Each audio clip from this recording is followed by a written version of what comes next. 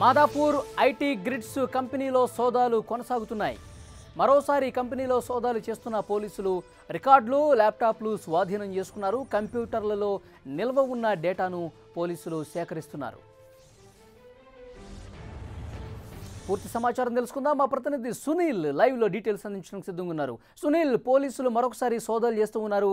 IT grids కంపెనీలో ల్యాప్టాప్లు అలాగే అక్కడ ఉన్న రికార్డ్స్ కూడా స్వాధీనం చేసుకున్నట్టుగా సమాచారం ఉంటుంది. ఏంటి పూర్తి సమాచారం అక్కడి నుంచి?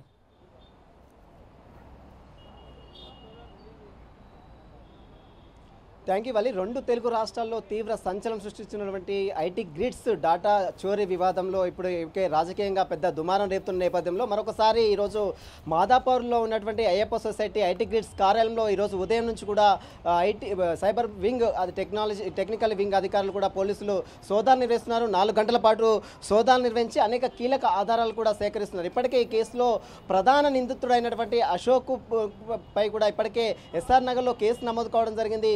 అశోకుని కూడా ఇప్పటికే పోలీసులు గాలింపు చేస్తున్నారు. ఎక్కడ ఉన్నాడన్న కోణంలో పోలీసులు పూర్తిగా దర్యాప్తు చేసిన పరిస్థితి కనబడుతుంది.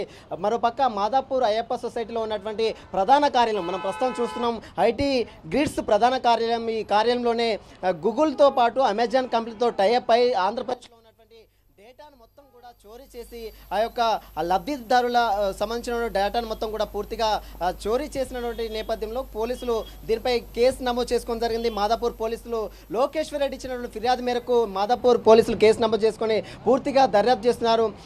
గతంలో 2 రోజుల పాటు సోదాలు నిర్వహించి హార్డ్ డిస్క్లు, కంప్యూటర్ సంబంధించిన డాక్యుమెంట్లు పూర్తిగా స్వాధీనం చేసుకొని పూర్తిగా విచారించారు. నిన్న పోలీసులు సిపి సైబరాబాద్ సిపి సజ్జనార్ కూడా మీడియా సమావేశం ఏర్పాటు చేసి పూర్తిగా వివరాలు కూడా తెలియజేస్తారు. మరోసారి ఈరోజు కూడా అమెజాన్తో పాటు గూగుల్ సంస్థతో కూడా ఐటీ గ్రిడ్స్ టైప్ కావడం జరిగింది.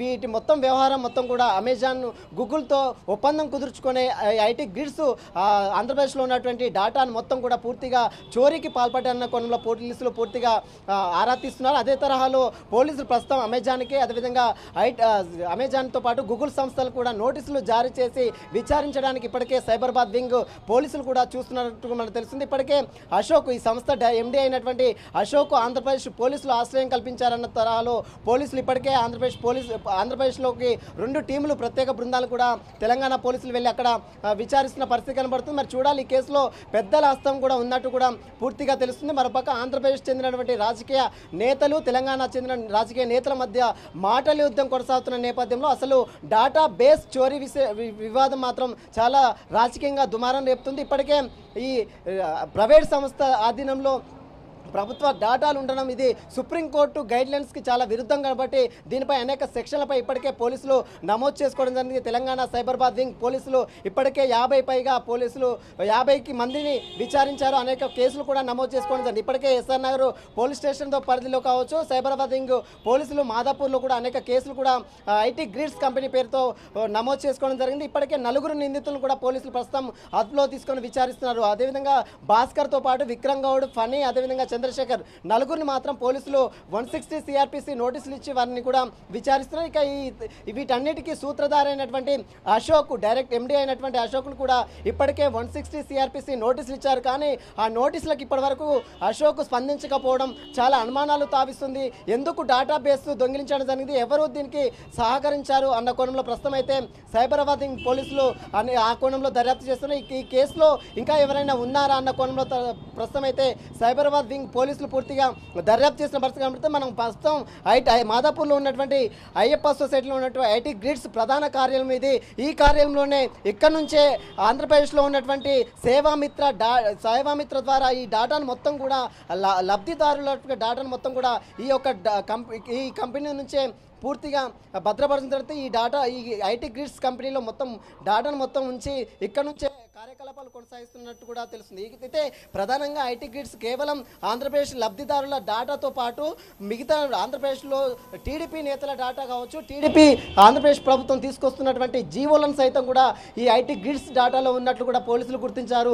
ఇప్పటికే అనేక కేసులు నమోదు చేసుకున్నటువంటి సైబరాబాద్ వింగ్ పోలీసులు టెక్నికల్ వింగ్ అధికారులు ఈరోజు ఉదయం నుంచి కూడా 4 గంటల పాటు సుమారు 4 గంటల పాటు లోపల ఐటీ గ్రిడ్స్ కార్యాలయంలో విచారిస్తున్నారు. అనేక కీలక ఆధారాలు కూడా సేకరించారు. ఇప్పటికే కంప్యూటర్ హార్డ్ డిస్క్లను కూడా సీజ్ చేయడం జరిగింది. మరోపక్క అమెజాన్ గూగుల్ సంస్థ కూడా లింకులు ఉన్నాయి, వాటితో టైప్ అయిన కారణంగా ఆ తరహాలో ఇంకేమన్నా ఆధారాలు దొరుకుతాయన్న కోణంలో ప్రస్తుతం అయితే ఐటీ గ్రిడ్స్ కార్యాలయంలో పోలీసులు సైబరాబాద్ వింగ్ టెక్నాలజీ వింగ్ అధికారులు సోదాలు నిర్వహిస్తున్నారు. 4 గంటల పాటు సోదాలు నిర్వహించి అనేక కీలక ఆధారాలు కూడా సేకరిస్తున్నట్టు కూడా తెలుస్తుంది. సునీల్, ఐటీ గ్రిడ్స్ ఈ వ్యవహారానికి సంబంధించి మొదటగా ఫిర్యాదు చేసిన లోకేశ్వర్ రెడ్డి ఇంటికి ఏపీ పోలీసులు వచ్చారు, దాడికి పాల్పడే ప్రయత్నం చేశారని ఒక ఫిర్యాదు అందిన నేపథ్యంలో ఏపీ పోలీసులు కూడా నిన్న సజ్జనార్ మాట్లాడుతూ చెప్పారు అన్నోన్ పోలీస్ కింద వాళ్ళని నమోదు చేశామని. ఆ పోలీసులకు సంబంధించిన డీటెయిల్స్ తెలుస్తున్నాయా?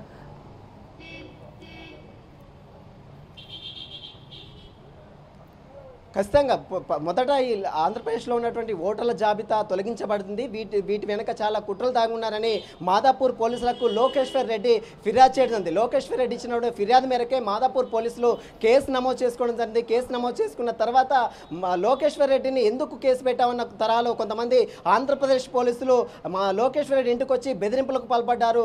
ఈ తరహాలోనే మళ్ళీ లోకేశ్వర్ రెడ్డి పోలీసులు ఫిర్యాదు చేశారు. తన ఇంట్లో ఉన్నటువంటి సీసీటీవీ కెమెరాలను కూడా లోకేశ్వర్ రెడ్డి మీడియా పోలీసులకు చూపించాడు. ఆ తరహాలోనే పోలీసులపై కూడా ఆంధ్రప్రదేశ్ పోలీసులపై కూడా కేసు నమోదు చేస్తామని నిన్న సిపి సజ్జనార్ కూడా మీడియాతో మాట్లాడడం జరిగింది.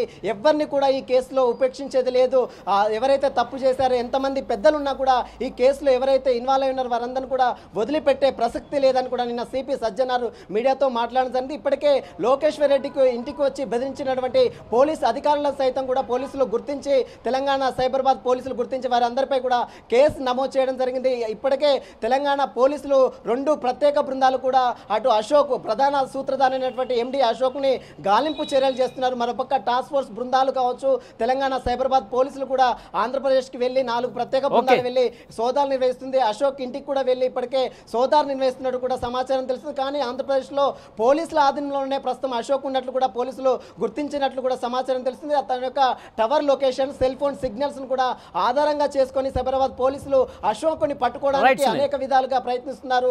ఈ రోజు సాయంత్రం వరకు కూడా అశోక్ని పట్టుకున్న తర్వాత ఈ కేసులో ఇంకా ఎవరెవరు ఉన్నారనుకోలో అనేక విషయాలు కూడా బయటపడే అవకాశం ఉందా స్పష్టంగా కనబడుతుంది. థాంక్యూ సునీల్.